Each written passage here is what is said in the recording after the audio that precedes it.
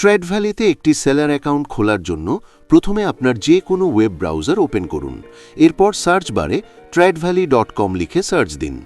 ওয়েবসাইটে প্রবেশ করার পর উপরের ডান পাশে থাকা সেলার রেজিস্ট্রেশন অপশানে ক্লিক করুন। এরপর রেজিস্ট্রেশন নাও বাটনে ক্লিক করুন।